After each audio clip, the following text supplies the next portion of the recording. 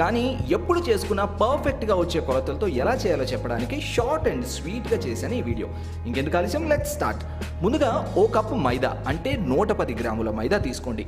అందులో O T spoon జీలకర్ర, దంచుకున్నటువంటి అల్లం తరుగు, ఓ పచ్చిమిర్చి తరుగు, పావు చెంచా వంట సోడా, సాల్ట్, కప్పు పుల్లటి పెరుగు. కప్పు మైదాకి కప్పు పుల్లటి పెరుగు, కొద్దిగా నీళ్లు వేసి బాగా కలుపుకోండి. ఈ పిండిని మరీ జారుగా కాకుండా మరీ గట్టిగా కాకుండా చూసుకోండి. జారైతే నూనె పీల్చేస్తాయి, గట్టిగా అయితే లోపల పచ్చిగా ఉండి గుల్లబారవు పునుకులు. బాగా కలుపుకున్న ఈ పిండిని ఓ గంట పాటు రెస్ట్ ఇవ్వండి. ఇప్పుడు నూనెని హీట్ చేసి చిన్న చిన్న గోళీలుగా వేసుకోండి. మీడియం ఫ్లేమ్ మీద కాసేపు వేయించి మంచి రంగు కోసం హై ఫ్లేమ్ మీద వేయించుకోండి. చల్లగా అయిపోతే మరీ మెత్తగా అయిపోయి అంత రుచిగా ఉండవు. సో వేడి మీద తిని ఎంజాయ్ చేయడానికి ట్రై చేయండి. తెలియని వాళ్ళు ఎవరైనా ఉంటే వాళ్ళు కూడా ఈ సింపుల్ స్టెప్స్ ఫాలో అయిపోయి మీకు ఎలా కుదిరాయో తెలియచేస్తారా?